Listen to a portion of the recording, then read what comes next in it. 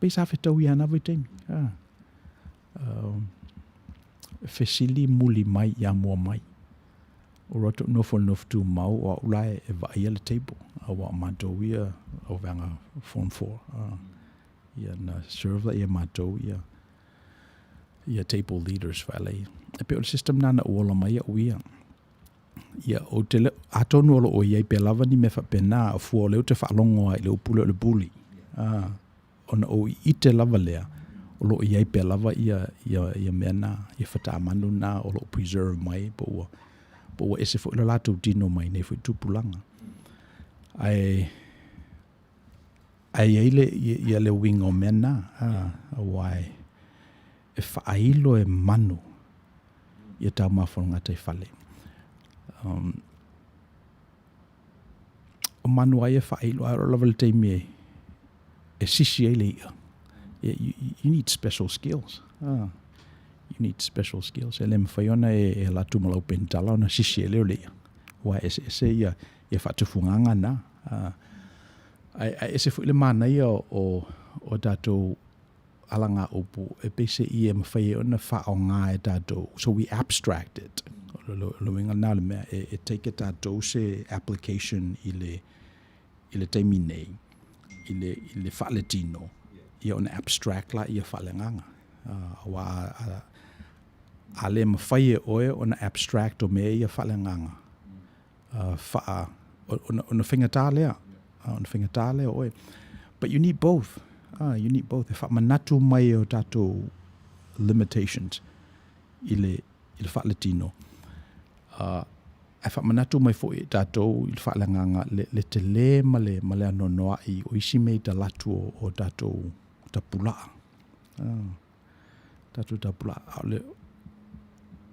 Le system lava tasi e whailo e manu o le tua sibita mawhanga te whale. E iei manu latu te whailo ina. So, awhapea e te whiamana o e sa ili te mau aingo le tua tau mawhanga te whale. E ina I mena e te tau ona e muli iai. Ina ia e maua. So, pe o le whanaunga la le al prokalama I Outou Manuia. Ia whatufunga ina umatatou I le sa ilina o mena.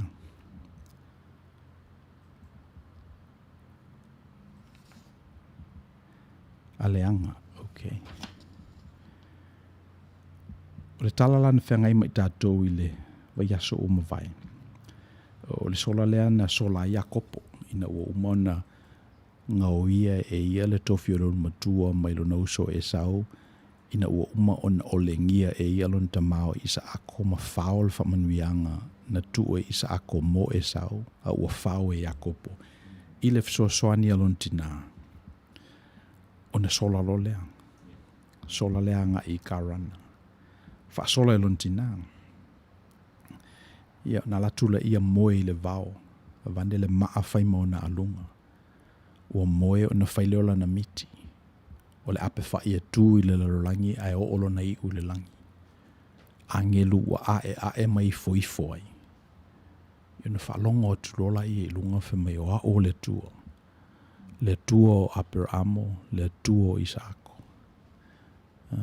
Ia o na whailo foi la I o le whengainga lea, le Abrahamic Covenant. Wa ave nela I a Jacopo o le whengainga lea ma ua tustusia I le tātou kanona. Te ie lola I o Jacopo. Whamailan tala o I te whewhe. O le I nei le tua au te le oiloa. Ia na whatu lola I e Jacopo maa I na mealna. Ia na whaingo lola I o peteli. O le fio anga o le tua. So e pe o le afa pela extrapolated tātou le theme o le tafsil e whailo e manu.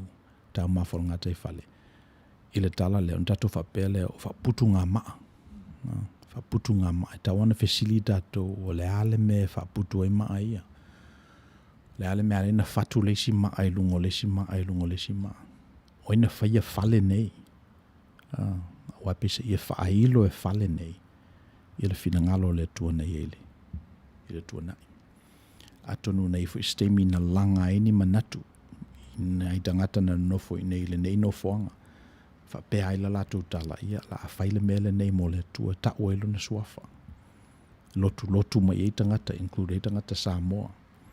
Lātou te si ile manuia, ma le vi inga ile tua ono le manuia o lātou mau. So e pe o le vai asol na o mawai.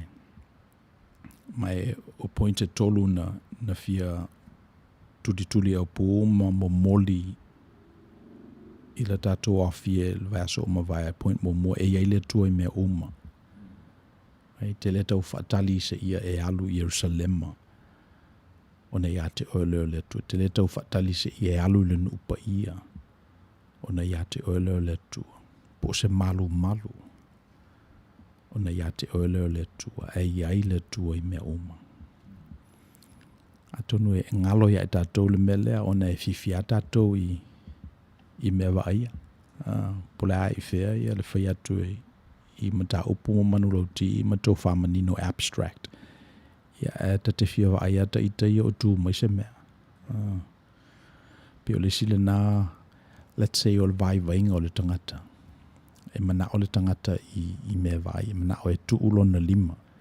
I le mea na lato tu i ai whao, ma tu i lona i tu le mea na lato tu i ai le tau. O le winga na tangata. Ia le afe mai le tātou a o ngai le kan i le kenese lusur valu sfuru iwa. E iai le tua i mea uma. Maulo no luola i iai le tātou ngā ruenga e whai. So te pepe ia le tua ia o le tua ia o le tua. E whai tasi alo na fina ngalo e le sa ili mai fo i pole aso tātou manatu. A tātou wa ia e iai le tātou ngā ruenga e whai. E le tātou nafa e la tātou tiute e ia tātou mea tau na whai. A tātou i loa la e iai le tua i mea uma. Me la tau na whai tātou le whātū sina mila. Whātū loa ni nai maa. Whai se ta whātū funganga. Whai sau tau langa. Ta ule tala. Wha manatu i tupulanga tala vau. Tātou mōri mau i le lofa o le tua. Pero ngā luenga nā tau na whai so stangata lava e mana waina le ola i ona ponga Iesu. Ia maso stangata fo i lava malamalama i upu e whai atu. Ola tātou tōwhila nei. O le tāpua i le tua. O le mori mau i le tua. O le whaise tāulanga i le tua. Wha putu ni maa i le tua. Wha manatu i tupulanga te la vau le tua. Tātou ngā luenga nā. Ia sel mana i o le nei centenali. O le tele i o wala e mawhai ai, ona e whai ale finangalo, na e ite le finangalo le tua. Tele i o mea mawhai, ona e mōli mawina le finangalo le tua. O le whai lawa sau upu matai lau Facebook page i le aso ma le aso.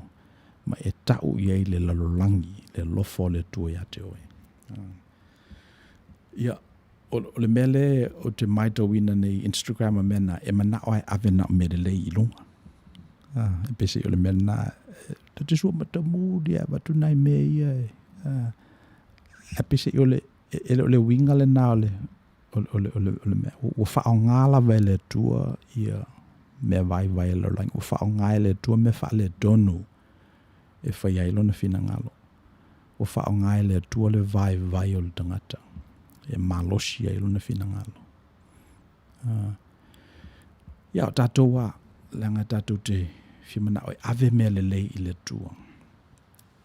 Se winga le lei fo i lea, let me just say, le i Outou Manuia lava, e mana i fo i le ave o le mea nai a te oi. Wa o le mea le na o le ave o se mea le lei. E pisi o se mea le lei le manatu o le isi. A te tawana Ph.D, o se mea le lei le na mo oi. A le lei mo oi, ave le na o lava matutoe le na. Ale o le ave o se mea le lei. Ai tosi fon le mea le lei le na e te manao e ave. O le mea le lei i le manatu o le tangata ma le vaai mai fafo. Ai te le i whaia le ngā ruenga o le nofo i lopu mo o mai Ph.D. O se mea le lei e le moa. O se mea le lei e le moa o mo lo to lua ma se o whanau. O se mea le lei e le mo lo mātou a inga. Ia ale lumanai e tupulanga. So o le mele lei lava mo e whaonga e le tu o le mena. O telefo intangata e whaini mele lei mo le tua, ai o le mele lei il standard a lesi tangata, ai muli ane na mui lea. They become resentful. Ngai loa ali ele a vele mele lali. Alanga le se mele lei na mo o le mele lei mo la tau, mo le standard eis tangata, ai mo oe lava, ana e otoina le mele lei mo oe. Te le complain. You're not resentful. O le mea lava le lei mo oe na ave. So o le tele o mene ele i tosia. A tatou no fam tosi mali, o tatou i lola ia, ele tatou ngā luenga e whai. A le nā ngā luenga, ele se ngā luenga ma mafa. Ele se a venga fo i matu ia ua ele mawhai o nā moina. A le venga lava e te tau ama oe. Pei titi pe tele. A te tau ama oe, i o whitau ia nā mo le tua. Ia mana tungu muli la elva yaso o mawai. Tatou wo ma ave le malu o le tua whatasi mai tatou. Ave le malu o le tua mai tatou. Ia pese i o le siale manatu.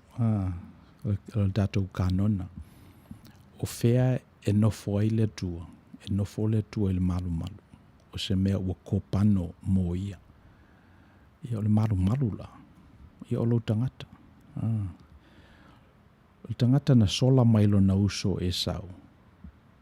Na whaila na me pi o ilo na ainga.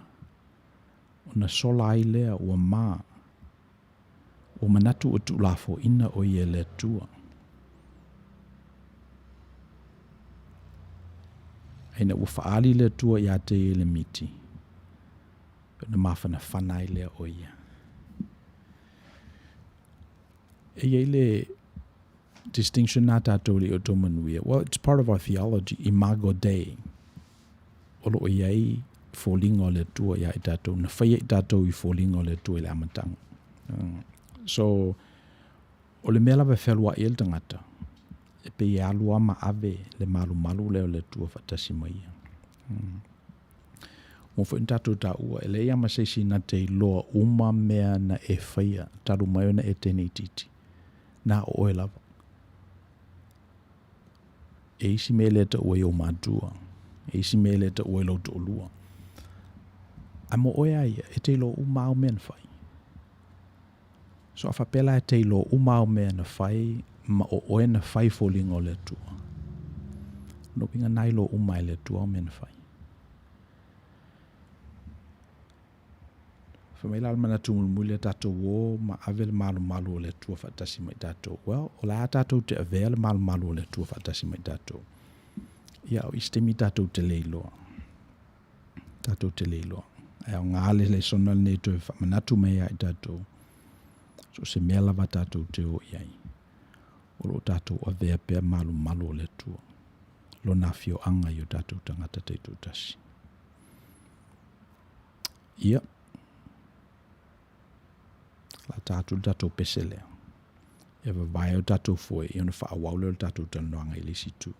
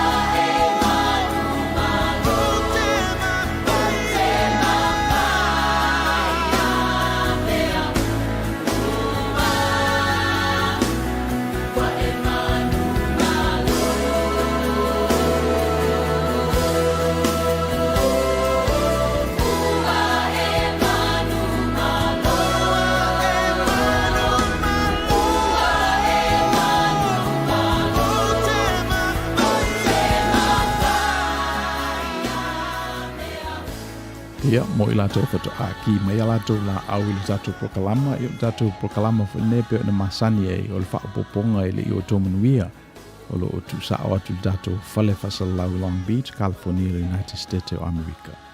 O lo tau ono Misipouena Tagaloa, lo whaafauina le tātou prokalama neiva yaso. Ia ma le fionga I atu I la epa o lo whengai ma le Haiti. O matatala noa I le aleanga during the break. Well, o le sila nā tipi le nāna watu ai mana ia le tipi le na whamaitu I le epa. Whamai o le challenge o le whaasoaina o le whaiva I le sā ma le sā. Mo le tangata le asalo na whaiva. Le isa na I na maua. E watu le ia le ave iuta, I le tali iuta. Ia ai toi tau mawhai mai vai aso le. So ia te moe umi ma. So ia te moe umi. So Ioe, o tere I alua se le hanga mua. Na whalongo ia I tala foi. Ana o aia uia I tangata e ho I tai malato whasi urum whasi talo. E whaila lato wota, po ani e mawai, o le ofe, ia po o le whaiva foi o tuinga sea, whawhini.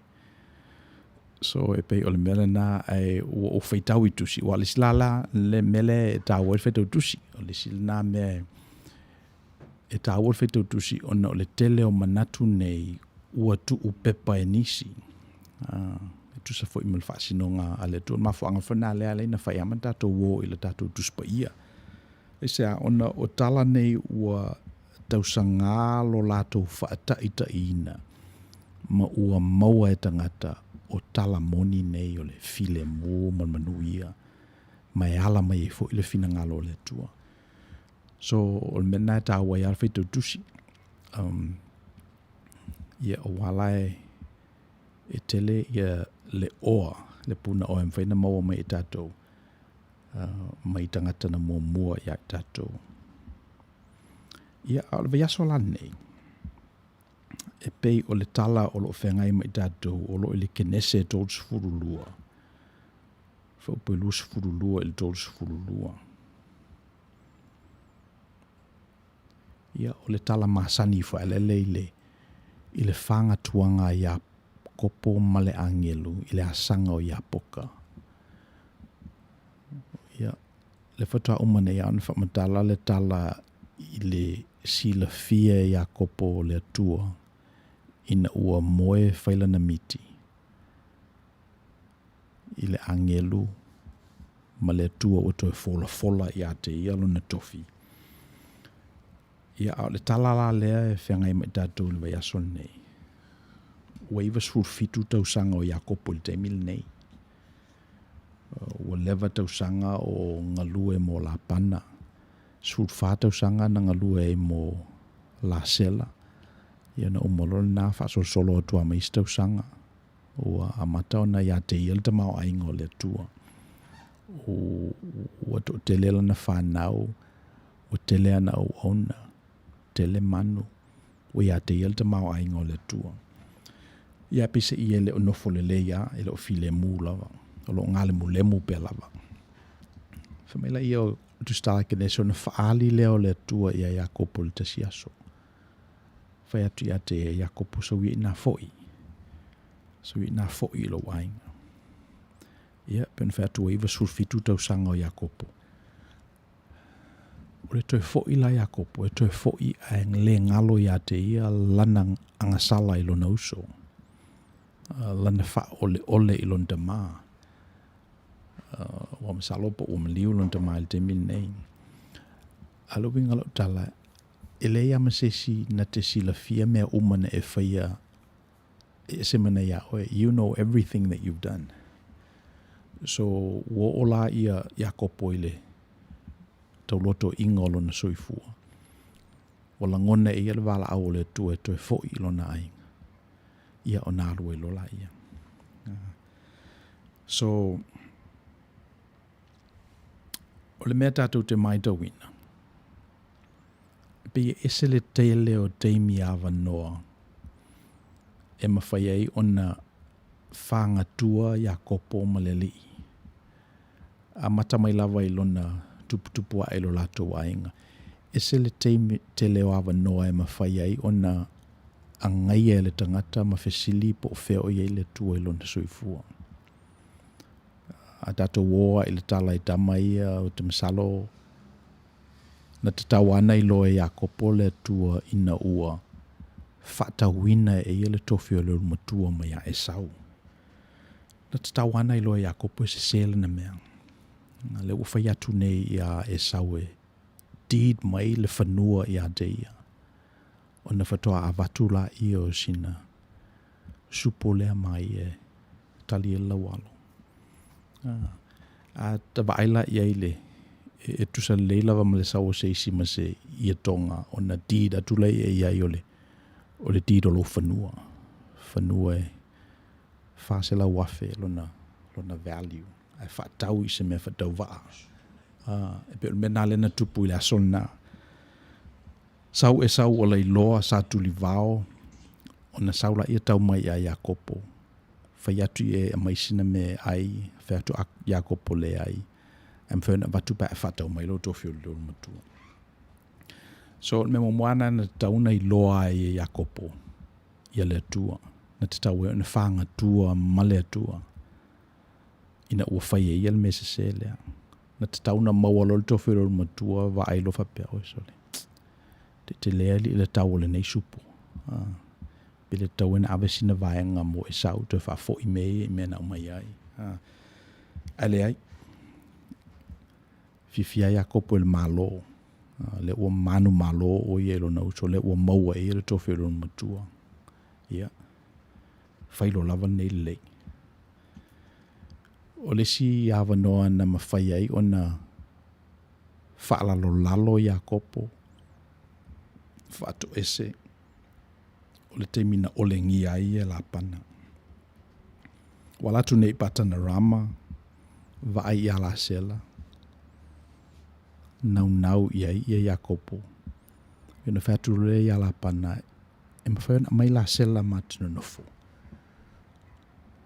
Whatu la pana wa. Polonga mua ulfito sanga. Yona watu lole al teni ate oi. Ia, nanga lua i lola i o Iakopo. Fitu tau sanga o polonga, o whaima polonga i a la pana i o Iakopo. Ia, mulimuli ane, o wha ole la pana i ate ia. O le au mai la sela, ia o mai lea. Ia mal wha matalanga. Ia o le tū o la mātou atu nuu i nei. Ia le mawhaina watul tene le titi a le nofol tene matua. Ia mela nana ave ia lea. Ia, o ne whatu leo la pana a etuanga lue, pe o se polonga mo le isi fitu tau sanga. Ia ona maua leo la sela. Ia. O le te mo lava, o le te milondola antau na manatua Iakopo. E se le whingata o le itu leo le la fonga. O le itu leo le transaction. Na o le ina lo uso. I kanana. Leo o le ina ue la pana. E se le matui. So tana tauna toe manatua e Iakopo le mena whai e e sau whapele sole, talo whai se uso. Ai ona langona i e leo o langona ina. Ia ele ai. Ele o le mele na feifo mua ele manatu Iakopo. O le mea na feifo mua ele manatu Iakopo ma whai ele na filfilinga. Na o ma whai ai e tau sanga e fitu o ma vai. O lo umalo si fu tō ma whai ai tau sanga e fitu i e lumanai. So mela nana na tuenga lua e mulesi fitu sanga. Ape i se i o le wingo la utala, ana se i tosini ni i Iakopo, e mawhai lava o nei loa e ia o le atua le itotono o le mea lea. Se manu e le umi, e le iwa surfitu tau sanga o whaatali e whanga tua ma le atua. Se manu e la ngona lo lava lon se ma mana tua lon se i le amatanga, ia o na whaalalo lalo rolea, whato ese, metanoia, salamo, fuli il tua.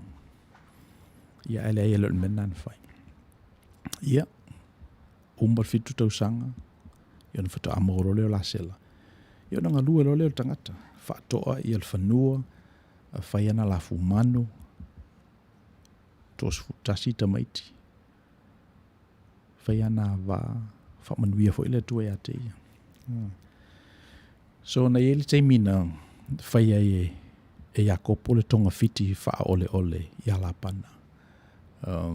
Le teimi lea e sui ei lano mamoe. Lena wha pea atua ia la pana ia Iakopo. Lea me le amai ei mamoe papa e mau. Ato e whananau nisi mamoe e fidi lo latou bau. Ia watu le maoe. Ia o mela o fai e Iakopo le tonga fiti e whewhiloi uma ia manuia o te la manu whewhiloi nei lo manu papae, la anu tasi. O le tonga fiti la nana tele ia ana lafu manu. Ia nei wana maua la pana, o loe la pana o ole le tangata ia te ia. Ia atonu ole li si fwe la na mafuanga na taunu ulo na fa pelo ia Iakopo se le ia di o se ia ina ua maua ia ele ai e pe ele manatu nao o Iakopo manatu Iakopo le e sa o noa ia o ia o tama fitfilia o ia o ia te ele to fero matua o faali le tua ia te o le si le me whengatai le tatu fatutuanga e whengatai o le melea o lo manatu o oe o le tama o le valoanga o oe o le tangata filfilia o oe le tangata you the one e se le whaingata o le manatu na a e nofo alama ma talitonu ai a e nofo ama ma ususu pele na pese e to feo we do yeah well e pe e mawhai ona puni ia whamanuianga e pe o mena le tau mawhai e whai atu e le ave sea lava o oe to feo we do e le ave sea o oe o le tama o le folfolanga a iei ngā ruenga e tau na whai o matuai nai ia le upo la apostole winga i le li o Yesu o Yesu a ia e winga tutusa ma le atua o Yesu a ia o le atua ato toa e le manatu o ia o se tulanga maule na e le manatu ia e mau no na tulanga e to feo na i tu o ia o le tama o le valoanga o le tama o le folfolanga tatu tusa na manatu mo na winga ma le atua le manatu ia se mea mau le mele na na fa maua lalo o ia e ia lava o fai maia le winga o le polonga so o le mele tauna na fa tufunga ina ia tatou o loo tatou sa ili le tua tatou sa ili lo na manuia malo tatou manatu ina e faise mea sili ia tatou foi au ngā tupulanga tauna ia e tatou le winga le neo keriso tutusa ma le tua ele manatu se mea e mau fai mo i tātou le winga o le polonga o foi nā atu le soifua ma le ola ia tautua i nā istangata so o le mea la na tupu ia Iakopo sa tele lava avanoa e mawhai ai ona iei loa le atua lalo i ona winga vai salamo i matoi sui ia ele ai nei ulava ina ua wala au le atua ina ua sapa le la o na soifua ma ua sina lo na lau walo e toe fo ilo latou ainga i kanana io le lai e le tala le na tatou le tatou te whaitawina kene se tous furulua fo i tunea Iakopo ua toe nei o le asanga le vai i latou malo latou ainga o na whai atulo le i ona to olua ma lana whanau o ma ave le vaenga le neo datu ta mawai. Outou atu ilo uso na ave umala i e wha mea lofa i ate ia. Ia ona whai atu la ia o leo te muli atu. Ia na ola ia ave. Ia wha muli la ia Iakopo i lesi tu o le asanga. Ma i nāla na la whanga tua i ma le tua. Whabaili mole maua Hosea o le angelu na la whanga tua. Lopu moni lava tatou fisilia tatou e Iakopo. Ina tatou I loa ila ia o le tua na whanga tua ma Iakopo.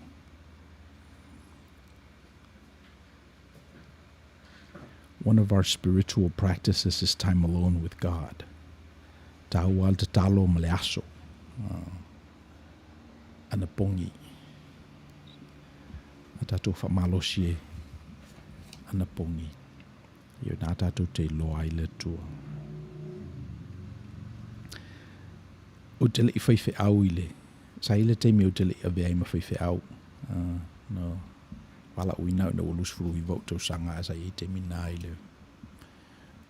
No o lai whaal mātou a I ngama. So sa I la le teimi nā ina ua. Ina oru ese mailo mātou a I ngā. O walu kodisio Samoa. E pe ina ana o I loa I le vala au le tua. Sfutoru tau sanga. Tu whaatasi ia per meetings fo ia. Al noftu mau I vai teimi nā. Ia e usuala le tai au po le 5 I le vaveao. Vai a mātou te talo. Ia molta matiti ala e sfutoru on tau sanga. E pe o se teimi lolo wale nā mo se sfutoru tau sanga waru ese mailo na ainga le mesa masani ai au na nofo matanga te ese. Pa wala ia le tali o meolo atu ngalu ai se sfutoru tau sanga I o le atua. Na falasa ia ina I tangata mātutua sa lato atu whatasia le Bible study.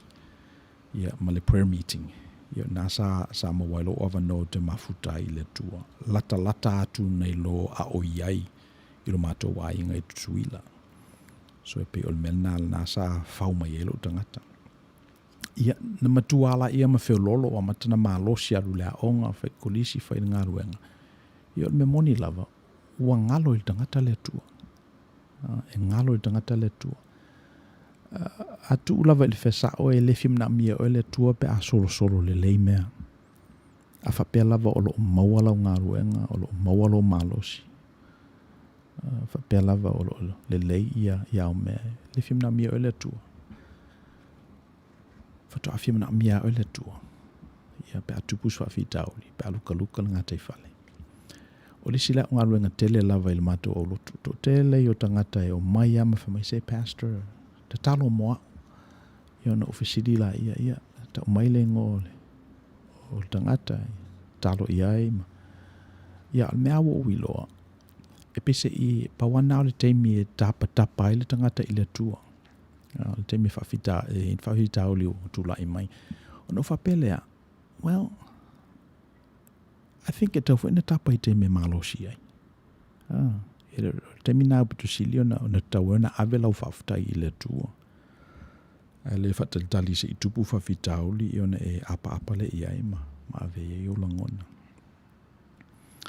So, o le whai upo e rusful whala o kene se tōts fulua. Whamai na whanga tua I a kopo mal tangata.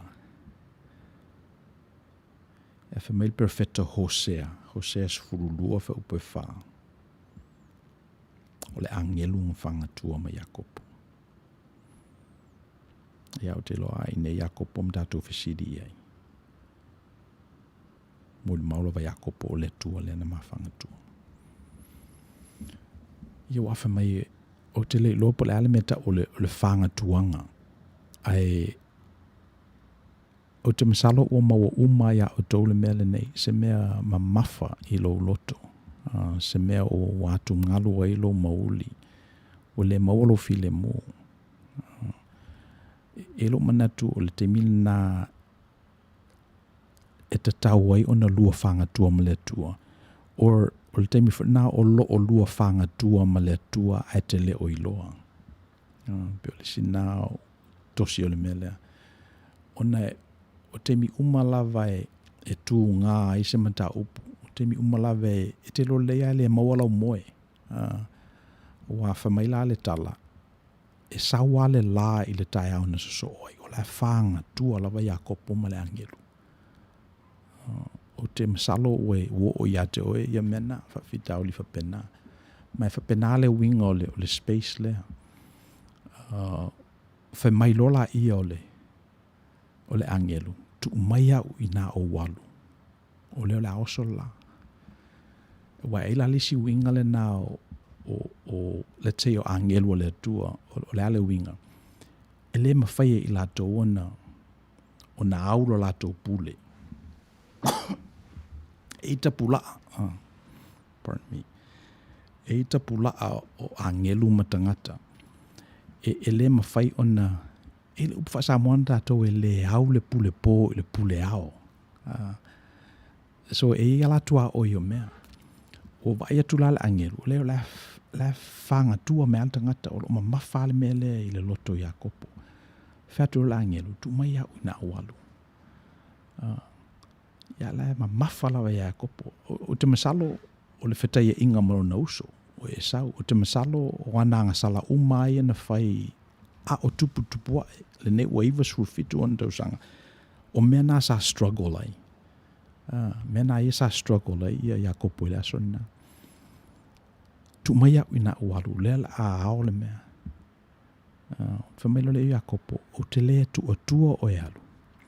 Si banga nau e whamanuia mai a te au. Io le e le tusile na tangata e pelu. It's part of their Talmudic tradition, well, midrash. E tu ua e lapi ia lona tangata i le temina whanga tua ai ia Iakopo male angelu. Ina whamatalala ia iana tala.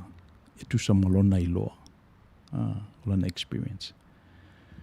So e whapela le tala, e whapela le midrash i le area lea. O whaiatu nei ia Iakopo. O te popole lo uso. Lo uso lea na o whaoina mai ia le tofi le umatua. A whamela angelu le se mena te popole ai. Le se mena te popole ai. Te le tel tonu i le tua. E te le tel tonu i le tua. That's the least of your worries. Ia finawa Iakopo. Ma Iakopo. O leo na o no momua ia. E whawhine ma tamaiti ma ave me ia. E whamalie lo uso. A whamela angelu lea i. E le mena leo te whangatua ai moe. E le mera na te le na te whewa ai moe. Ia elea ia. So vai atua la ia la angelu la oso mai la ele i ngā wa i al tangata. O la tau sisi ia Iakopo i lona ami o tonu. O le mena le na le nwhingata. Na le nwhingata. Whai atu rola i o Iakopo i la angelu. O te le tu o e aru se wangana ue whamanuia mai. So le talala le midrash e whapea. E te le fesili i lalo e mai so manuia. E te fesili i lunga. E le alu le matua i le whanau e mai se manuia. Po le alawa le telo tupe te mai te le whapena al whaingol mele. Ina ua ngā wa i la Iakopo e fesili le angelu mo le manuia. Ona i lolo le i la angelu le wa matana. Na sao le mafofau o tangata lea. Leo wana ilo ele ai le manuia ele a mai lo na uso. O lo na ola fo i pe umai pe whaawau ina ua a la sia i ele asanga i apoka ele tauan mena. A le wa matana i ite nei ele angelu. Ele ai o le wa matana tau sao il maho fau tangata. Le fesidi lo la imon manuia. Ia, whamailo le tala angelu. O ai lo wingoa. Whai atu rola Iakopo. Mela ngelu leto i ngoe a Iakopo. Ai ngoe a Israelu. Wau e finau ma le tua ma we manu malo. Ia, vai o tō rola ele angelu le manuia. I insist level tangata. Vai mele nā laiona ona te i le tua i le o langa o le mditi lea. Aisea, leanga lea o tō manuia ato e fesidi lava. Whamelan tala. O ai lo wingoa. O fesidi la ngeru po e lo wingoa. O mana fesidi mai la ngeru ia te ia. Wa le mela na e te control i nai tangata. O lea, o lo nengoa. If you can name it, you can control it. If you can't name it, you can't control it. Fesidi mai la ngelu ia Iakopo. Ta o te Iakopo lo nengoa. Sui lo la ie le angelu lengoa. A fesidi atu ia Iakopo i le atua po lo nengoa. Ia e o melekeli o le atua. Sa na e loa le atua me e ola pea. O le tula fondo le na o le tatou pale whengai ma le atua. Ina o fesidi fo i mose i le atua o i lo wingoa. O te le fiaru i le loi e kupito se vanga nao o i lo ai le tulia o i le lo. And ia whale tua. I am that I am. O a o le tua. E ola pea lava pea. So, mana ia o le Midrash traditional, Talmudic tradition, whaamtalaina o le angaia le nā, o le wrestling al tangata, e whano na manatu. Ia ma le tua. Le tua le langi mera langi, le tua e pule to atasi. E whai ai alo na whinangalo. So, le sila le nā o winga o le space le nei. E plealawa I whealo tato mae a ia e whai alfina ngalo le tua. Ma e sel mana I o le winga na whawhitai I le tua ua leo ni a tua I tato. A ua ieo tato tapulaa, e whano tato manatu, e umo tato taimi, e tu ine ifo I ele o tato tino, e tola tato mana, ma whawhitai I le tua. Lana me alofa le nā mo I tato. E ieo tato tapulaa. Wa ana le eni o tato tapulaa. Ele iloa I tato le alofa o le tua. So, o le tala na I le whanga tuanga I Iakopo. Ma le angelu. I le asanga o Iapoka. Ia. Po lola ia le angelu le whainga o le suila palapa o Iakopo. Ia na se e lola ia. Ia. Whamai e oso I fule la I le tai au. Sa vali ane Iakopo le lititai e kolosi le asanga o Iapoka. Ia o setu lona vai. O ia te iel manui o le tua. O suia lona ingoa. A ua se ele whainga o lona suila palapa. Ia na maliwa ia Iakopo malona manu olna. So o tala mana ia I o tala. Tato te loa I alo tato pale whenga I male tua. Tato ai na tangata. Ia o le tua. O le tua e pule au au. Ia la tato pese leva vai o tato foe. Ia na wha au le tato talanoanga I lisi tu.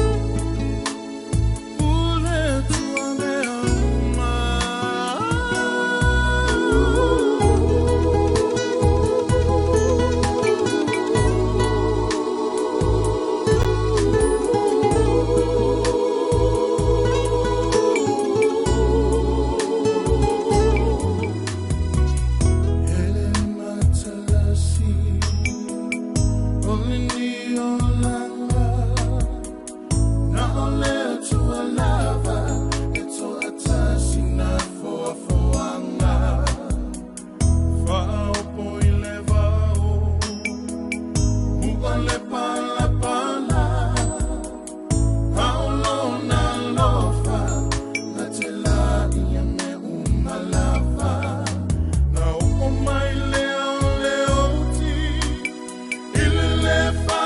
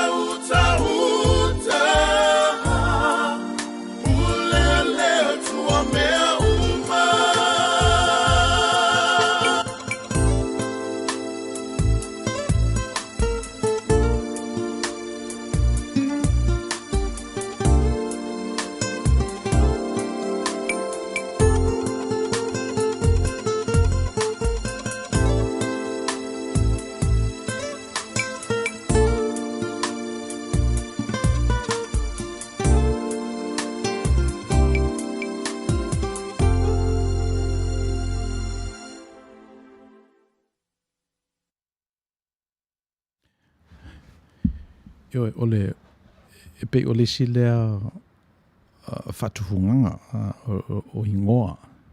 E se tau o ingoa. Awa a tātou wa aiala i le tātou kānona i le amatanga i le tusia kenese.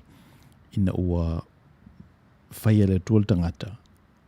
Whamai le tala a kenese o le ingoa fo ina whaai ngoa ina i e atamu. Ngā ruenga o le fofuanga. O lo latou ingoa na. So o le si na responsibility a le tangata na ave e le tua o le whaai ngoa. Le whaai ngoa. Mana ia.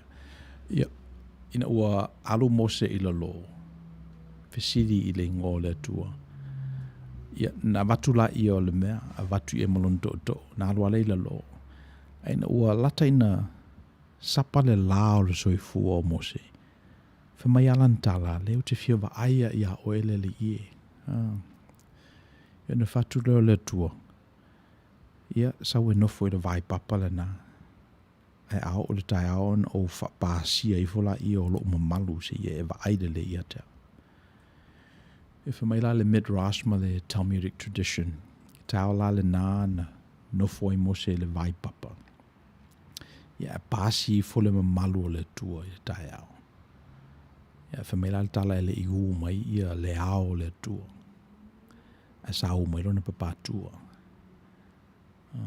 Ana lava matuto ele loa le nao le tua o le tua. Le loa e mose o le tua. E wha awa e ma wha uma i na ila na ngalue mo i amla na ngaruenga. So e sa o le lei, le mele o le wha ingoa o le tangata o se mea mwhaine e control ina. Mena le tāua e fo ia tātou fo i ingoa. La tātou ngangana.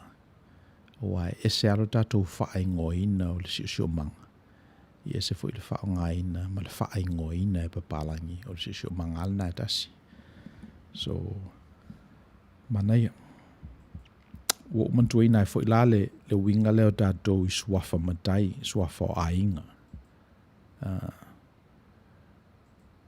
Tau le lea, e avero ia i suafa o ainga, ma wha e suafa o ainga. Ina te iala e una nofo mai. E pese i ua utu ia i lea nganga o tātou tua ama matua. Ua ami o tua fo i o maua. Tosi mai e a fo i lana tau mawhainga. Ia wā o mantua ina, ai la le whauina o matai. O wae o le e pe o le testamo mua lava pe tau le suafa. Lineage. O le sina me taua. A whamaisesi o ie e fia nofo le suafa le ina fisi la i pe tau le suafa. Ia tau mai le ngafa. Whapele o ia intangata matutu e mwhena mori mausa i teimina o whanau tama lea. Ia mwhena ia nisi whamamonga tu pepa. Ia o le makalo no lua o le tautua. Tau alawa le tautua. Wae o te la ina tautui uma tātou. E tau uma e suafa. Ia pe o le silal nātosi e mawhai ai o na li lifa se whaai unga a se ainga poto i se tangata. Bafa pe o lavalan tautua, o afulan tautua, o iloa na ngā ruenga. E le ngate le nuu i afa pe fo i le kalesia. Ia ma le melon tolu la e pe o le mele le tau future prospect, po le ale lumanai o le ainga ono le nei tangata. Fa pe atu la i mai le nei tama il suafa o le ainga o le asana whatautainga o ao ni manatu o iate i e mawhai na aluanga i luma i le ainga o mela nā tā waile o oina ia i lato e fia pa ia i suafa tā wai fo ia le ata mai ia mai te le lava o ainga fo e mana na o ini matai e alo lofa i le ainga. Au te manatu o le tosi o le lofa na o se matai e maola na wa ai i tupulanga lalo vaoa o le ainga ma le o ainga. E le se matai fo ale le mwhena mawaini mea e pe ona masani. Atonu e ni ainga fa pena ai o le matai mo i lava e alofa. O le matai lea e fafanga la na lafu mamoe e le ngatai mea ai fa le tino. Ia o mea ai whaleanganga. E le ngata o mea ai mō le tupulanga nei. Ia o mea ai e tau sa sami e mtau o mawhai tupulanga o le wao, tupulanga o lo whai mai. Ia pe o le tafa tolu le nao le filfiliina o ainga o matai, swafa matai o datou ainga tau Samoa. Ia tonu e fu isina nai tosi ese.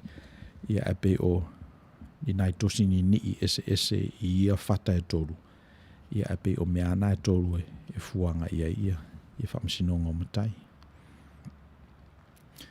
Ia, o le si maule tusi i, o te mi umalawa tatou te whanga tua e ma le tua. Ia o se panga le tusa.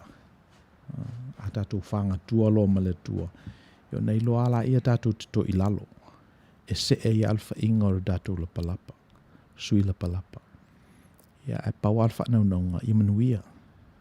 I le ngata e manuia ia le tangata i le tupulanga nei. Ia whapefo i le manuia o tupulanga lalo vaoa.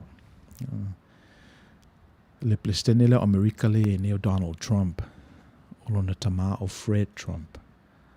Ia au le tama o lona tama o Friedrich Trump. Na sau mai si amani.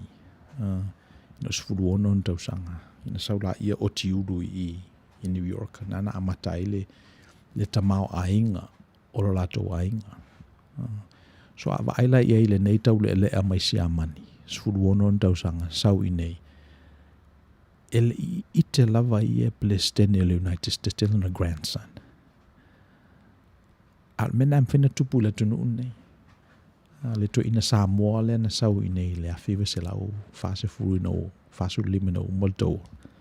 Le to ina Samoa le na sau le whaalfalenga no foi i nei. O te masalo ele o mate ia e mawhai o na plestene so na grandson i le tunu nei. Ia we, stangata Samoa. O le whawina whapena o le tunu nei me mua. Iwan mena nua, fa penale fa wina o le manuia le tua.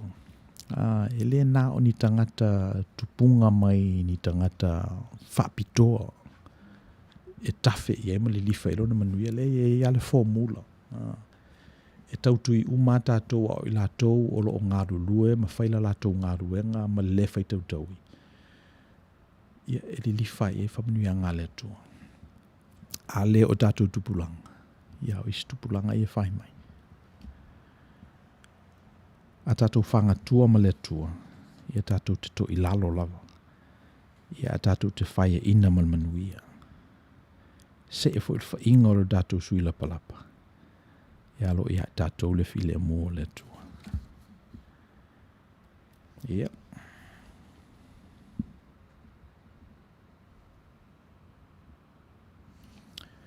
So, e pei e tolu la ia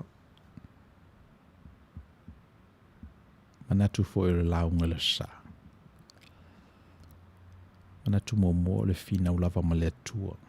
Le finau lava ma le tua e se e le whainga lo sui la palapa. O manta o e lunga. Se whanga tuanga le tutusa. So se isi lava ele o avea le li e whaima o ngā tutonu o lona o langa.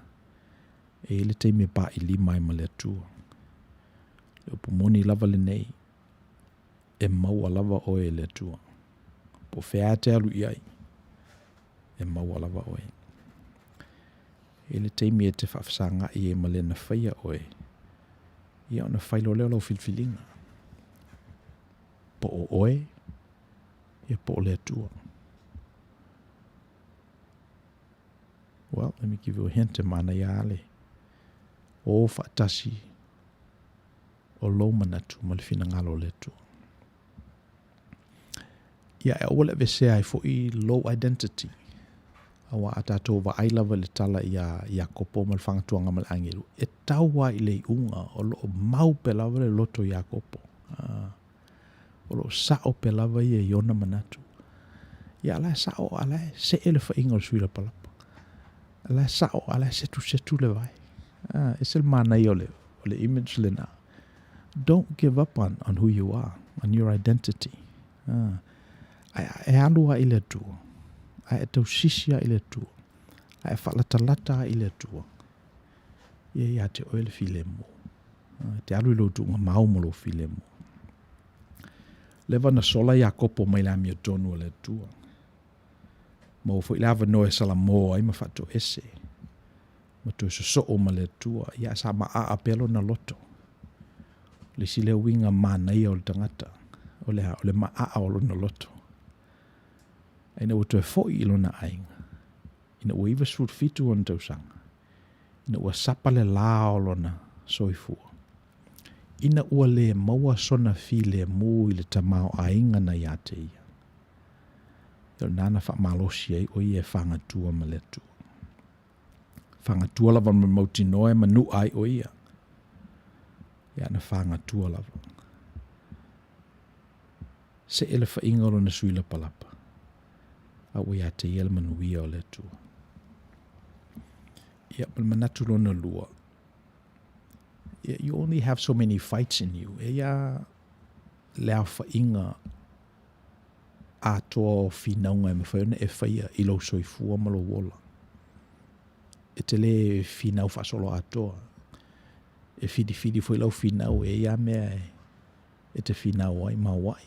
E fwoi mea te le whinau te le ai. Al manatu no lua la whapea o te toe sau whinau. Ia whinau mol manui o suli. I la tau i e solo ai mai ngā ruenga. I la tau i e whaaua i le tātou ainga. I la tau i e whaauina i le tātou atunu i nei. Wa uma o tātou teimi. Mai whi salamo o tangata poto na te lo whaitau o naso. Matutua mose ma alona. Ai e se whinau o te toe. Ia whinau mo i o sua.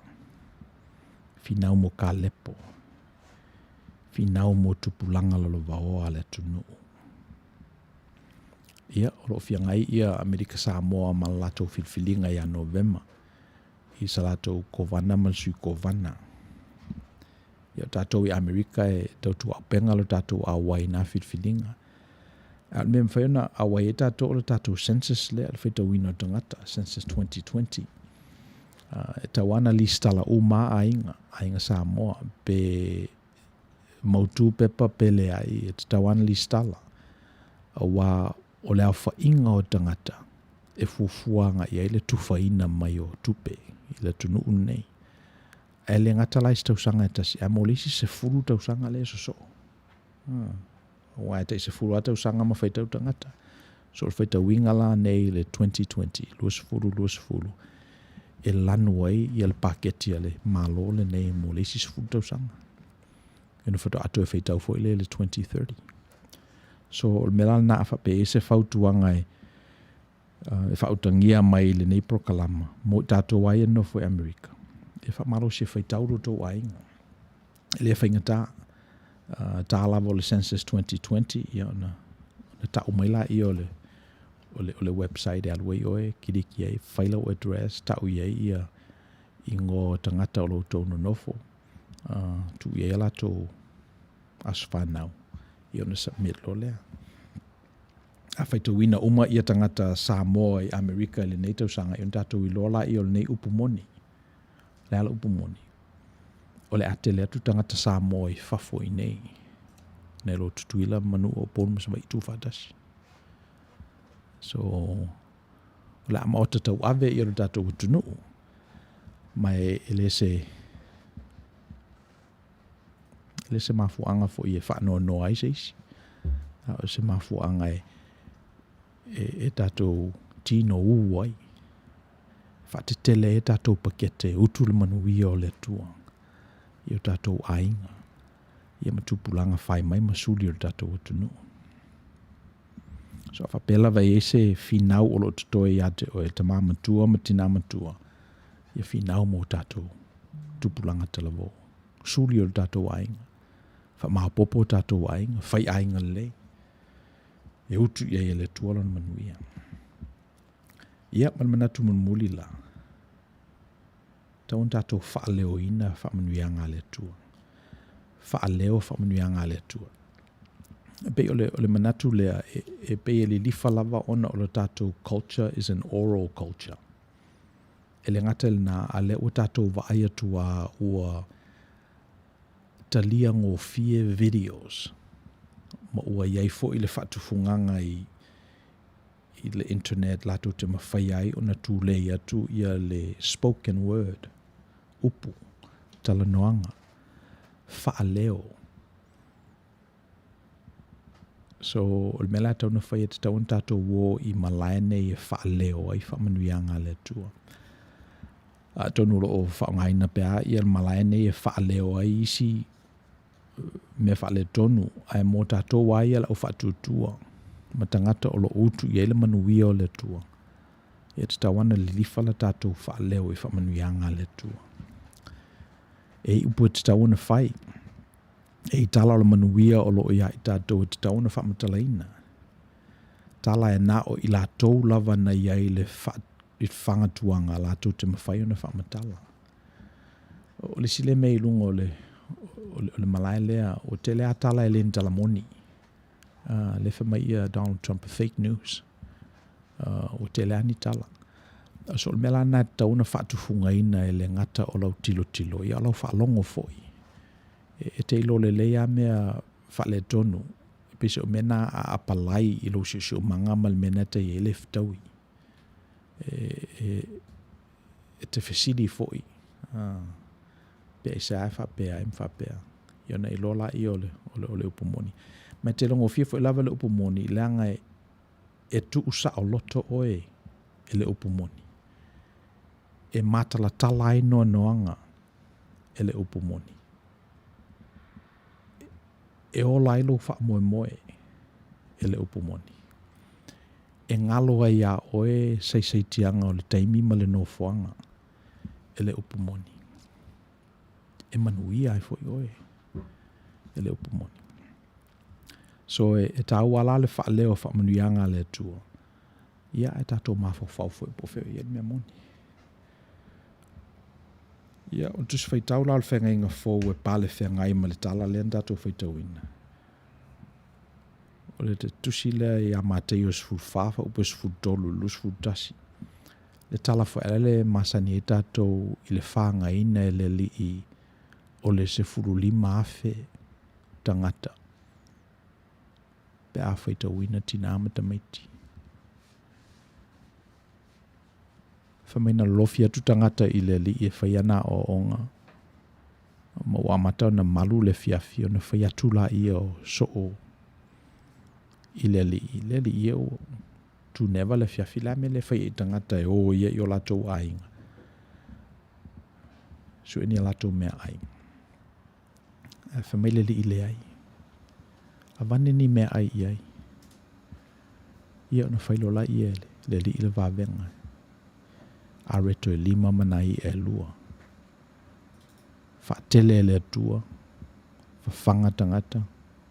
Tutoe ato e sfururua. So le winga lao le tala. Whamanuianga lea na oto ia ia kopo i le asanga o ia poko. Ana mua lawa. Le na utu e le li o Yesu. Le suli o ia kopo. Ia ma whamanuia i tangata. Lua afeta usanga te luai. Ia ma whai na whai taimi nei. Ma olo o whai apea fo i ele tua malona nganga i rona lava fo i awala. Tātou te le malama ato to iai. Ia. Current events. Lua afe ia tā la le au nese o le au loe. Peo mena le ua. Wai ni tātou. Is a current event tui o e sidofia na me olo o tupu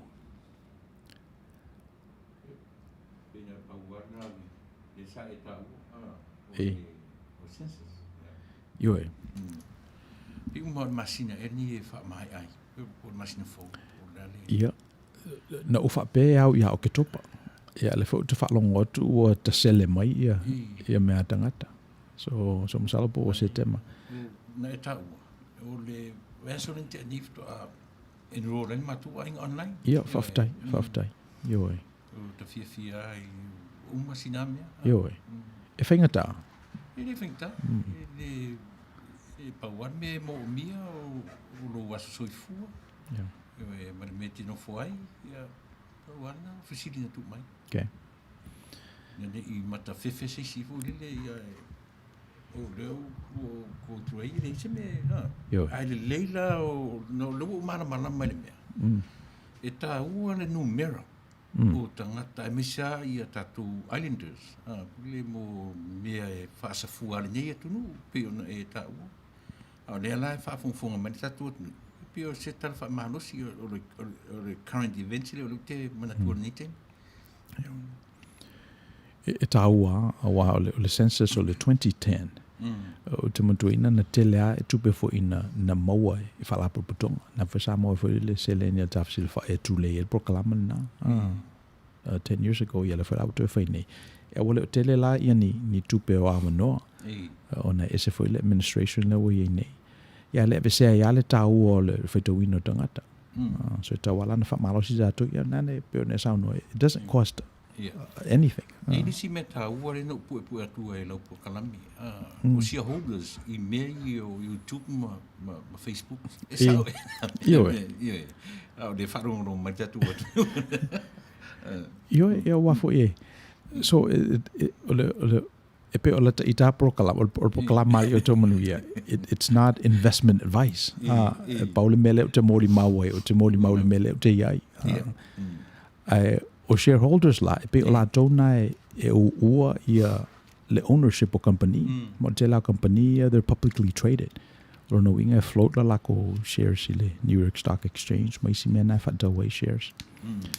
So, pei fo I lava ona whaingo fia le census. Tu titi a whapena fo I le whaingo fia o le set up o le brokerage account. Ia ma trade ia na yo shares. Pa whapete fina ngaloa ia. Peo la whautuanga ia matou tangata e ngā rulua I le market. Whatau shares o company na tau te ngā rulua ai. Amata ina. Ai sa lato 401k, masani ai 401k, le matching program. So match umalmena. Ina ia whatau shares o company. Shareholder ai lato I le company la ngā rulua la. Tawhelo lato wafu, maru e lato teimi. Ina ia polofiti. So tau lan share lato I le tamau aingo le company. O le iei lau 401k mai company sai. So ele I whangai nā la. So o le memo mga la tau na whail 401k o le match. So whapela le tula fono o le match. It can go up to 4% or 8%. But it need le mai o el ta la mua. Ona whato a match la ia la tau. A le contribute o le 401k. Le mwhena match. So mana ia. Mana. O le haere tau mawhawhapo a nisi current events fo I e tā ua mo tātou tangata te mini. Tāmil tā pese I ona whaawale tātou tanong. When it comes to my heart, let's get it though. I don't really want a white horse in a carriage. I'm thinking more white horses and carriage. I need you right here, cause every time you fall, I play with this kitty like you play with your guitar. DJ! Hey!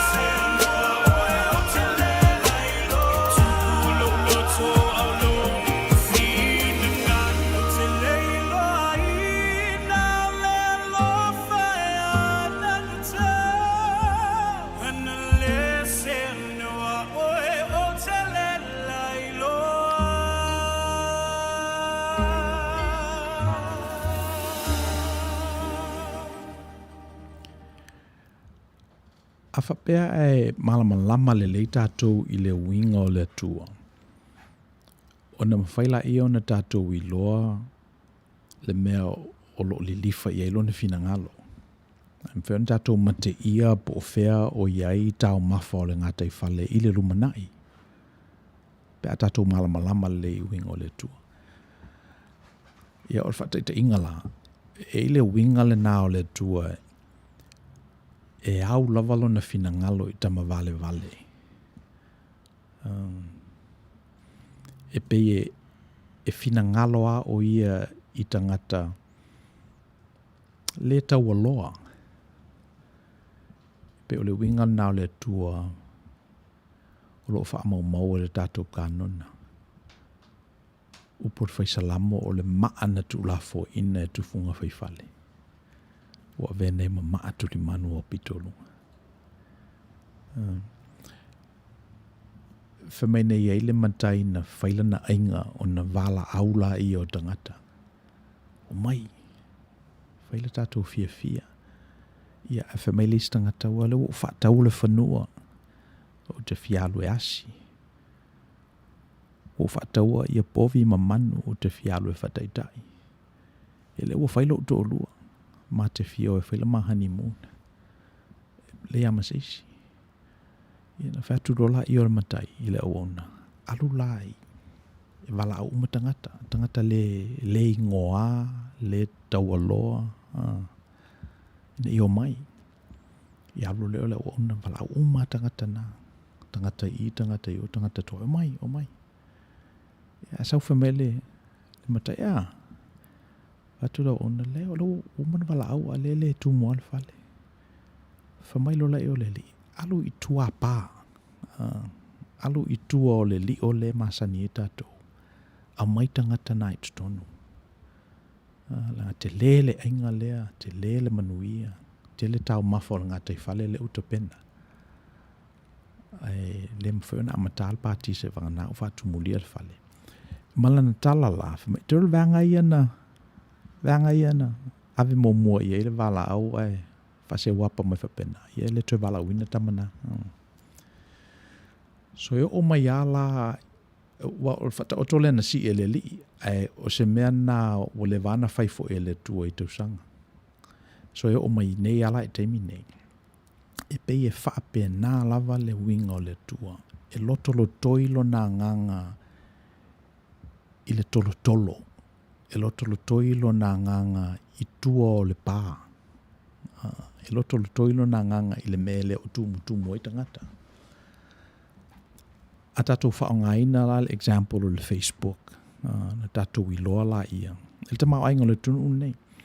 Na tātou I loa la ia o mea nei na whai e tameiti e le I umai le kolisi. Na whai lava I lātou garages ma lātou me ia masani e atameti e pe ele maho fautele e tātou. Ia alae a papata le tosia company e pe ole IBM, Kodak, company te tele nasa i Amerika. Ia ai o mai ana i tameti whapena le whainga o le mea whai ai le lato ai loa matusa ma le walawina o le nganga pa ia o le tu o lato malosi. Ia o tutupu mai ai la ia company ia. Google le se whate te inga. E tamiti nana onga I Stanford. O tusi ne lala dissertation no atura ia professor fa mai ele ma business model lea. Le search engine. O fatura professor le ala me la fai. Mai ele fa pe Saudi Ericsson e boy company o lopa le na. Ne mo se ava no e fanda e la tol me na fatu professor le ai. Fai ala lu company. Fai ala lu company. Ia fai fonga fatu funganga. Ia ol mele le wei ne tato Google. Now Google is a verb. O ele meta o le Google. Sa le se meta o le Google ala wei ne. O le meta o le Google. O le tai to tonu o le information ni le web le search engine le na ina su e mai lola I o site fitau I maoi. O le winga o la utala, e ofo ai company te tele o te tele foi. O lo iele fina Tui te au whai atu ua se e selfina ngalo le atua mai company te le. A whapela te mana o e te participate i le meolo i le nganga o le atua lumunai. I le taun e tu e vai i company te le. A taun e vai le mela i le innovation. Le mela e ngale mu le mua ia le mana o le tangata i le marketi. Ma le whaatufunga ina o se tautua e tali mana o na. So well, I don't know se whataita inga le. Well, let me just say the artificial intelligence. Mena le wai nei ia computers. Le whintata la noa fo i te mi o vai. Pe o le artificial intelligence o lo utau mawhai e tali ia le mana o le tangata. Ina ia whawhaingo fia mea. O le mana o nā leo le tangata. Ua confuse le tangata. Ua tele ia whidiwhilinga. Lots of choices.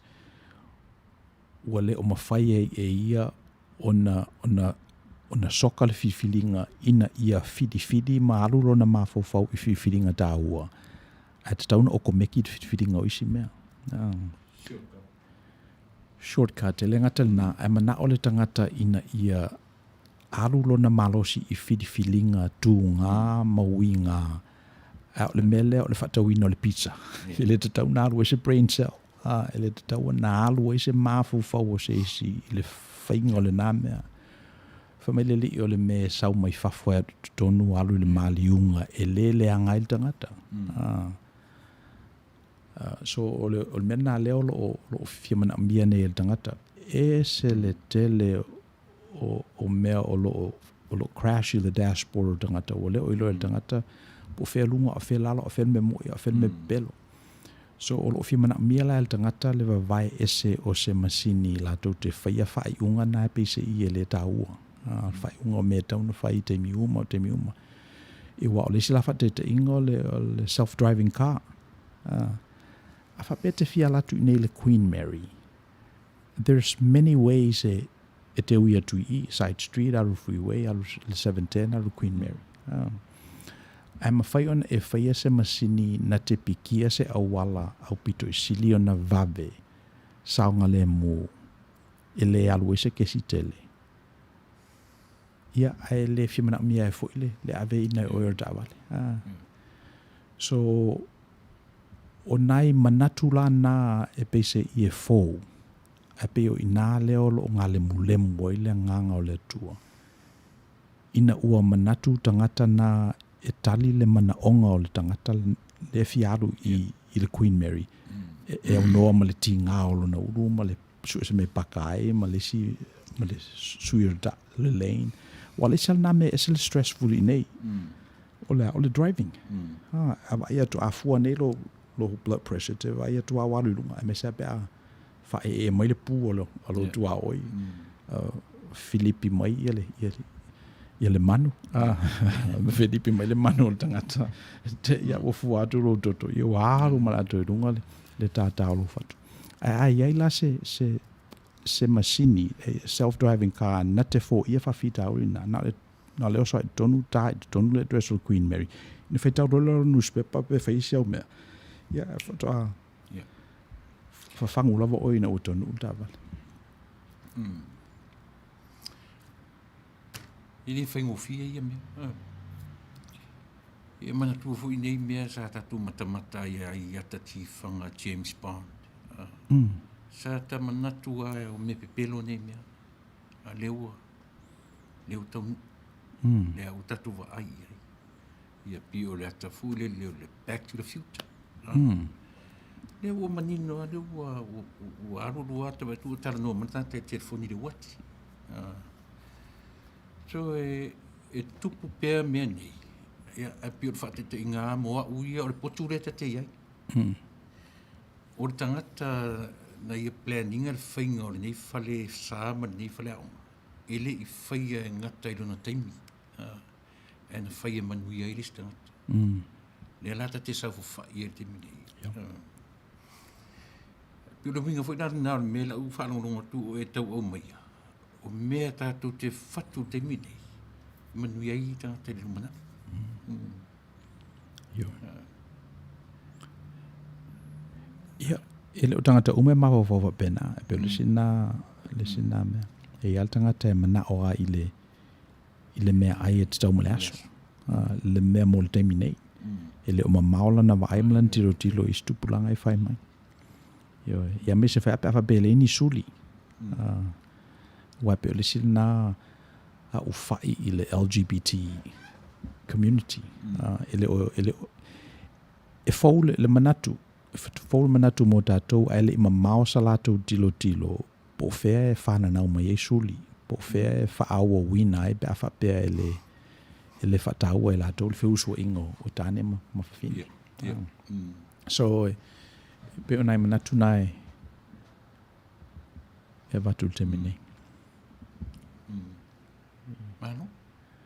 Manai? Ia, whatalo whatu ia Luisa Whamausili. Whatalo whatu ia Tala Bailey. Paparoloa. I whatalo whatu fo ia Papaloloa Mary Collins.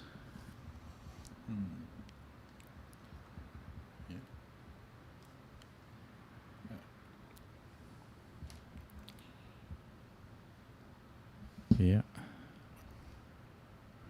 Wale si la mele tusi la o current event o le pule malosi, totalitarian dictatorship pule sawa.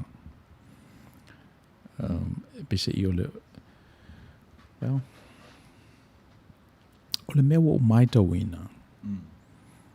Wale o te tau una whaia le mea le nei. Ai wea me se fo ia tunu o se vanga nā lava o e ngā wa I ai. O na whatu a mawhaile o na pūlea sā wā o e seisi. Mea o telefo I lava ia tū la fono ua tū la I mai e tali le whanau le tangata ina ia owane I pūle malosi I leisi. Ai a pūle malosi foi ia mua o na fesili mai I sona fina ngalo. Se whatananga. Se permission. E pe o mena leo o te maita wina I teimi nei. Sa I teimi te usanga o mawai pe sa alu loa I a whaere le pule o tangata. Ia a tonu o loo iai pe lava se winga le nā I si fo I tu o le tatu society pe o nei tangata uli. O lo I whae tangata matitiva o loo lave vea fo I lava I le pule sa wā. I le lātou lea mawhauwhau le pule sa wā nisi. Le ngata fo inisi o lātou ia I lātou a whape fo I lātou o lo a whaina o lātou mawhauwhau I whala au o ona. Pe iei lo lātou manatu ua pule sa waina I lātou e fo le mai institutions. Ai elo manatu wale o te tupu se mele nā. Se vanga nā lava ua tātou whaatanga ina. Now I could be naive. Tonu e whawina fo I o manatu ia I lātou o lo mantou nuti mea whaatasi. E leo to tele ni tangata let's say amio leanga o lo matou nuti mea whaatasi. Se vanga nā ia the occasional person le sau I le whalsa e fia ola. Ia pe o tele lava o tangata. Ia o lo amio lei. Pule leo lātou amio. But atonu e ese experience e ese mai nei lo le low experience. Ai pe o le winga na. O le vaiaso lea na ua maua se whailo inga ma le campaign na nua ma sa tele. Ma ua e lala lātou mali lienga e whaila tātou interview le vaiaso lea pe apu le lofa le li e moli o I le soifua ma le ola. So o le silana na prokalama tātou le vaiaso lea. La mo foi te mi ava no tātou te mafuta ai ma ia foi sui tau wā o ila uala ia iolo tau wā I le kovana ma sui kovana Amerika Samoa. O november le so torula lātou palotanga I le tausanga nei less than 90 days. O toi November o toi ma mau foi teimi. So mela na pe mo se ava no ki mai lau la au le vaiaso lea. Ila ta pena tu fo il si fongo ta fo ia se mafutanga fo I mana fo I sui tau wā. Ia ona whalau te lei na I leo lo tātou I loa. Ia manui o le tua I tātou tangata. Ia whatalo whatu fo ia Helen Alo Lunga Ngā Ono, watching from Tacoma, Washington. Pima ia le paleni o le mea, paleni o le equation le o le wharongolongo tangata i le porkiki mai maro tutotas. Ia mana ia fo i wharongolongo fo i ai latu lela, tamu mo e mo le tofikovana. Io ia wa e mana ia la whalongolongo i lalo i Outou Manuia. Wa pese i o le fuala na e le mawhaina tātou whapea a mea nao le manuia nei i nā ia tātou sisifo. E whatawanga vale i tutuila. Le mawhaina tātou whapea nao i tātou i Amerika le utu i le manuia o le tua. Ia e le o tua i saina ma sia mani. So e whapea nā le wingo o le tua. Langa o le tua ia molona fina ngalo e whaito tasi a. E le whesiri mai fwoi po le aso tātou manatu. E mo tātou wala e tawan tātou utu vai eli ese. Tātou se ili pepo wheo le fina ngalo le tō. E mana ia le interview mo le palemia. Ma tātou e maua sesi mawhutanga ma le fionga le palemia. Lumana. Io o le alawanga postpone mai e lato se i ese taimi. Se ia le lavala e whaatalitali i lato sa ukinaisinga le avanoa lea. Io me tausia ia tu e mo se avanoa. Io O le mea fo le ia te au ia manino pe i mawhufau o au whafonga. Ma au whalongolongo.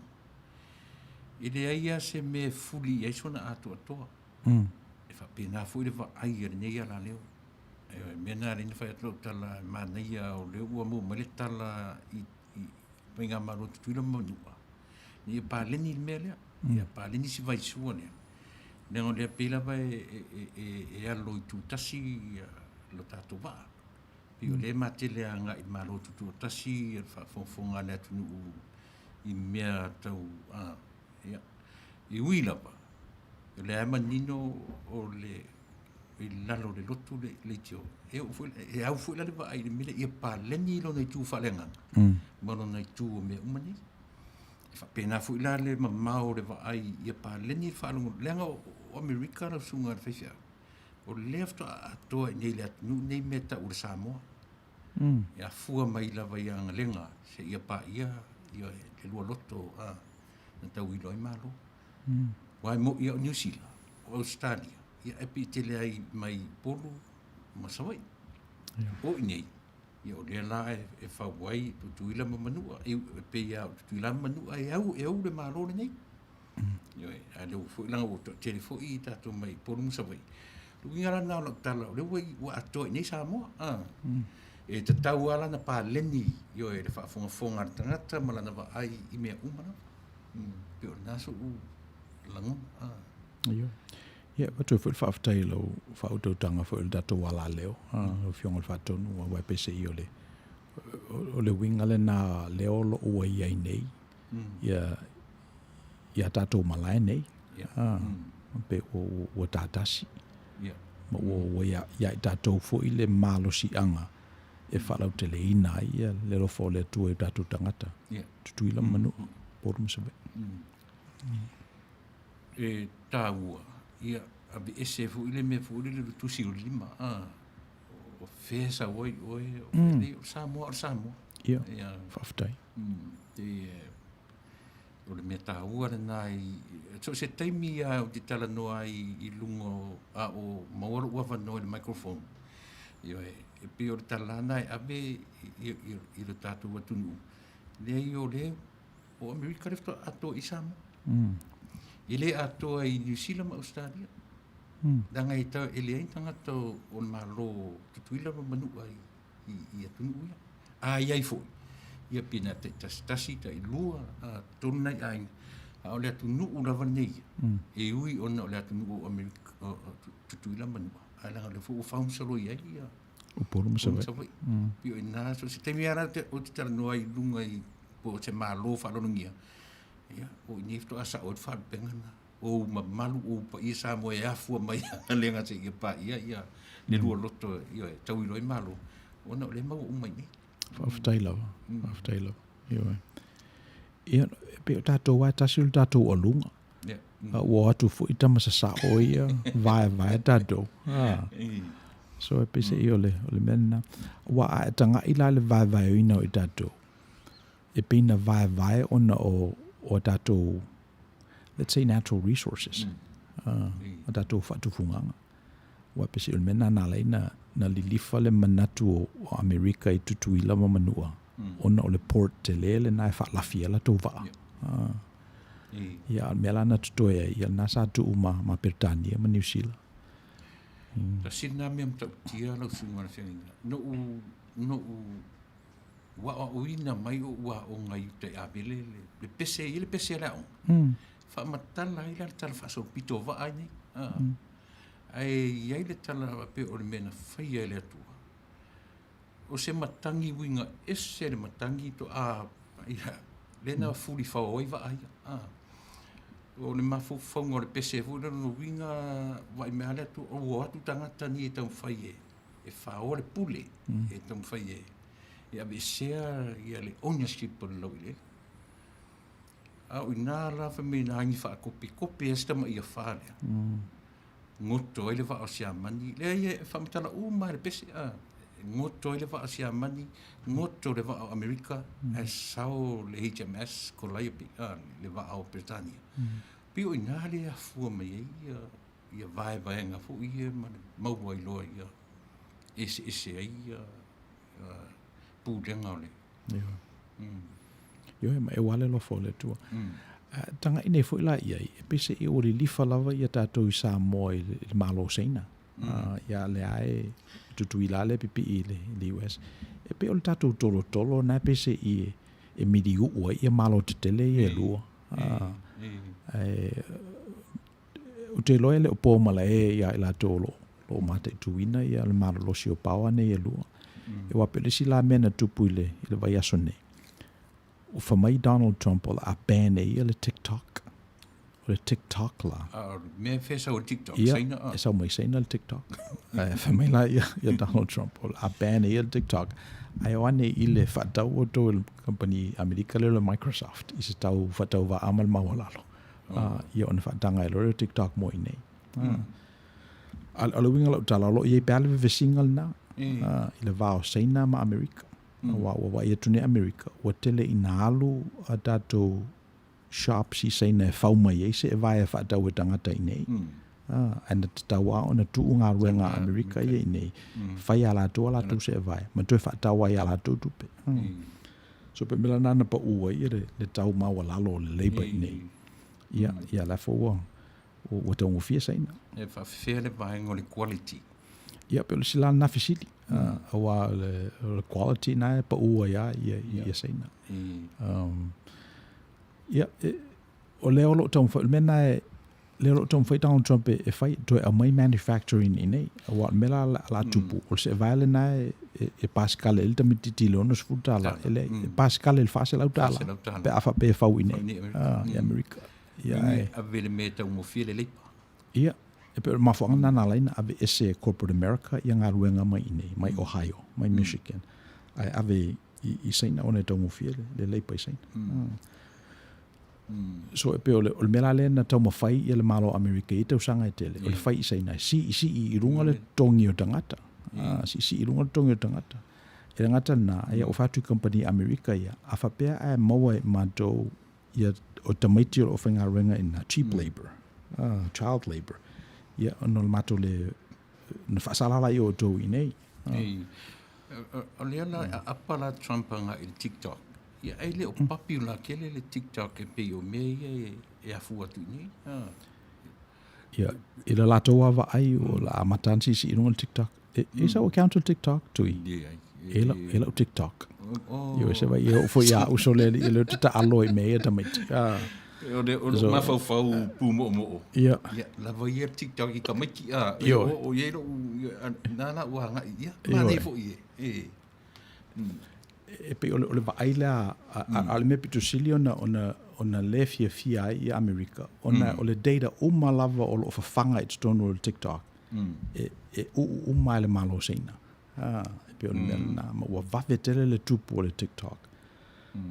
Ia mo le video based ele ini me lai titiani me ta ele mfina ta sa dissertation no TikTok so a va ver le video so va ver la na pu ia tangata ma fia le TikTok Whamaila I America, Alana ban, it's for national security. O lona winga o lo ye mea o lo o wha asoa e tangata i alato TikTok account. O lo o pu e company say nei o ni al TikTok. Ma wha o ngā e lato e whawhaua i se mai lei. Ia o se me fu e le anga i el malo America. E tasi na mea o whai atu ala. E te leo mea i e ngā oi e tu e saina information I nei. I tau whapēnāru winga o e lau tilo. Ioe. Wai pe on tata noe fo I stemi ua whano. E pe e lua philosophies. O le philosophy la tato the sovereignty of the individual. O le mawhai al tangata ona te whātawhao e I Palestine le United States. Le tau o tangata mōna ia te tau. E manatu le mai saina e pese I community, communist. Tu tasi tangata e mawhawhau, a whatu le filosofi. So filosofia lana ese e lua. O le pokalama lawa tātou I Outou Manuia. Ia e loa philosophy ese e lua. Ma whatu funga ina o e whetu unai. Ina ia ato toa ia o ena manuia o le tu. Ia. E ui. Iwi na vai na ta te tantunu nyani me fu le ile atoa ia tatu se me. Ia. Ai yo tatu manino yala o whamanuianga, ane tua. E iai le mea tā ua o la utara noa na o wharangununga tu iai. Tasi le mea peo na e tā ua e moni da wharangununga. I la tunu ule nei. Te peo o pama. Tangata e le I mamau se tā ofi e o le tai o nei atu. Mana tua foi tātou sama. Ia pi tau whapena pi wa ai ai tangata e masani ai whai matai o malo. Pi o malo tutu tasia pina amata mai I tamaainga o tangata. Nirua ia tiu tatala. Ai ui ai na tatala. Ia pe ia nga ia I tangata iai tu inga ata mai whapitoa. Le peila o mele ne tu puni tu. Le wo e whamtalaina. Tasiri nā mea manera o whaungununga. Ona o lona winga o le grandfather o Donald Trump, the my great mate. Somewhere Siama. He was an immigrant. Yeah. Se vai na ia. Ia. Ai e foi tupulanga tātou Samoa na mai whaatasima. O Fred, o foi ngor. Friedrich Leonardo Ina. O Fred Leonardo. Ia vai. E te roi I tātou tangata te mina. O nei te mina. Ioe. La fe val se lao mon tupu. Ioe. O I se Samoa I nei nā te mina. Ia. A tonu e le to tele. O le temi lava na mataina o mai o le temi nana seini ai le whenga inga ma tutuila ma manua. 1900 ma 1903, 1904. Pero ina na matai on te tala mai. Ina whairere tawa mua lorangi. Nana whairere fita. Ia. Ia. Umalole e tawa. Whamailole tala atmalale. E lua whiwhilinga o tau. O tau fo I o tau tonu upol. Whaawaulo tau tua I Amerika. I whamai umala I o fita whaawaulo mātou tau Amerika. Ia ina lana o mai e loa. Ia tangata mo mai San Diego, mai LA. Whaato ai tato community nei. Pio do winga na o lau tala e no piki atu lau tala no mena. Ni ata te whio ai. Lopo o lotu se lotu Samoa le se toi ina e tupunga mai e sona po sona grandson. O le a whaima presidente o netu. Tatu te lilo. Left sitting yamna a pese I o le nā le wha moe ola. Mo tangata uma. E ta ua Amerika o lato lau elele. Ia e toso mai ala le tuspa ia a vai ai le mamanu ina fo le tunu ulnei. E peina amata ai le fionga le tua. O tele fo ia tosi ma o tele tangata o la lafo manatu iai. Ia le avesea ia le winga le na. Le winga le na le tau o le tangata. Mai la apostolo Paulo le fatutuanga le atatou e le polonga po sa loto e le aise yutaia po se eleni. Atu sa uma tangata uma le vainga le tu. So le sina manatu. Ia, e taua ia e meu le. Wa tasile na pio le va iei fa pianisi o Donald Trump le stangata lotu. Au taluana tu la I mai e pio le ala nga ia Trump e tele ana mea A le pie e toe i ale me taula i ailo na wha moi o le atua. O le asu ngaru mele. Ia, o te lei lo le te malo. E alo manatu. E iai le atua i tangata ese ma ua whaongaina fo ele atua i le nei tangata. Ele expert el malo le nei ia tangata le tula i mai. Na manatu wha maua lunga Republicans. Ia, o ale o se Bush tula i mai o se tangata masani ala tō. E te tula i mai tangata nei. Ia, wha bea Hillary o le to walk in the park ele me ia saunga tu ina so le e se fo ia le whataro whatu isia uole mai Australia i mano Derek leo Pepe ia sufu manuia e lau sunga fa whengainga lau whionga tira ia alo whatu i te o uso man whatua musi uso sa mahata alo whatasi i Melbourne ia nofo i Australia sai nei sa i le malo nei sai Michel Ia se mana i o malai le mafuta o mai tato ia e ta se ta pese i ona ia on fa o mai le tato talonanga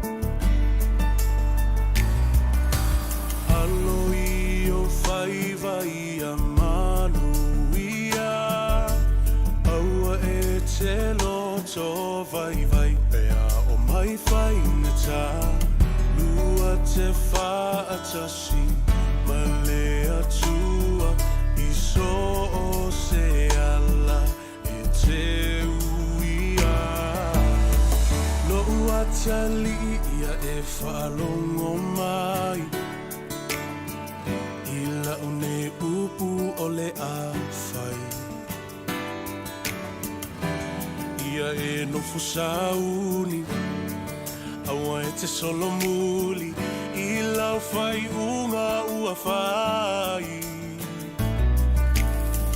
o le lalo langi nei e tumu I mea masi e te le whao so songa e vai ai o langona ia e loto tele awa e te fefe Aluma le fia lo uatali e manuia Alo io fai vai a manuia Aua e te loto vai pea o mai fai ngata Lua te fatasi ma le atua I so se ala e te fa fine se e fa longo mai ile ma o le afai ni e manatu mama I loi mata o lo tina a o e fola u ile vasa loa e fai ngata o e malua ile ainga Lo ua fa fine se ia lo fa fai lelei Ta ai e se lau fala Tu e se le aluga Fa malo si mai se ia o I le taununga Alo io fai vai a manuia Aua e te loto vai pea o mai fai ngata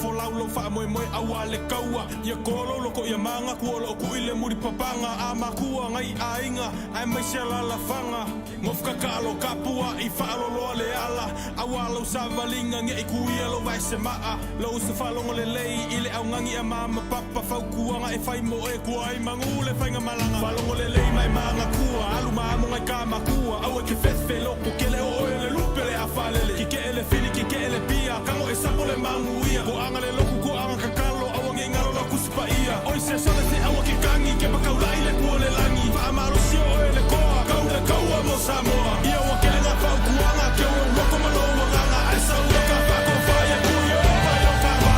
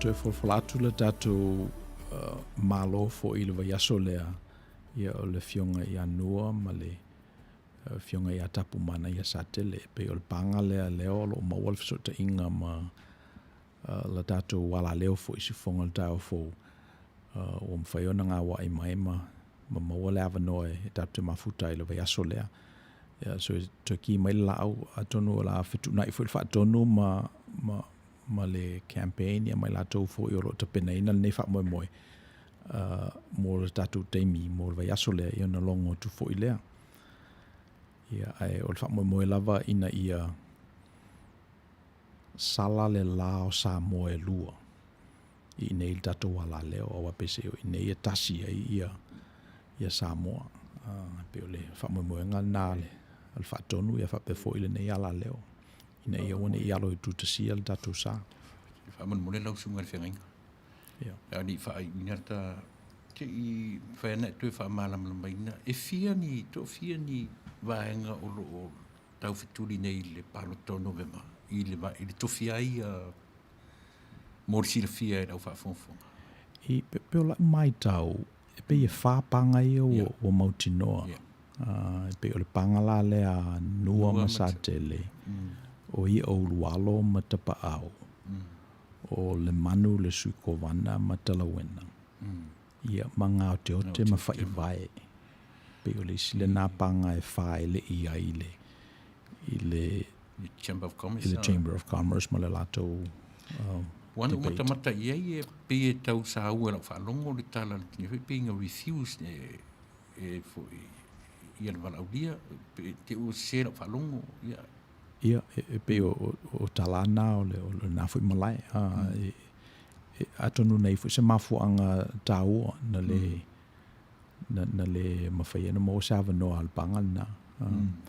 Ai a whapea lava e tuturi au pūpea ia le tatou malai nei. E tawana mo se avanoa gubernatorial candidates o mai e whaisalato saunoanga. Ia, matali fui ni fasili. Ala tatou tunu olo I nei. Wai pe mena le o mana ia lau saunoanga o I lea o lo o tu whaatasi ia Samoa. So, talsi e le lo fo le tua ia maua, le avanoa mai isi candidacy a mena o la ia ilva yaso lea. Na o maua le tatou avanoa e whaatatala noa ai ia le fionga I anua. Senator ia whapefo ia tapu mana ia satele. Ia, o te manatua le a whapaua ia le whaapoponga o le tatou po kalama I Outou Manuia le nei vai aso. Whapefo ua iese upu ua sala Ia whafoi mai se upu ua so na lafo. Pa o papa foi, ia se whamatalanga, pe le tauta mali ia se ngangana, ia o le wauna vai. E tau ni alofa le tua ia o ngā foi se whaso atu le nei fiafi. Ia whai mafu anga utu ele manuia o le tua i nā. Wa o te mautino lo whapena fo na utu i nei. Ia e manuia tel whaso saunga o tātou o tunu i le nei fiafi. O le tau o auna o Misipouena Tagaloa. Mai Outou Manuia.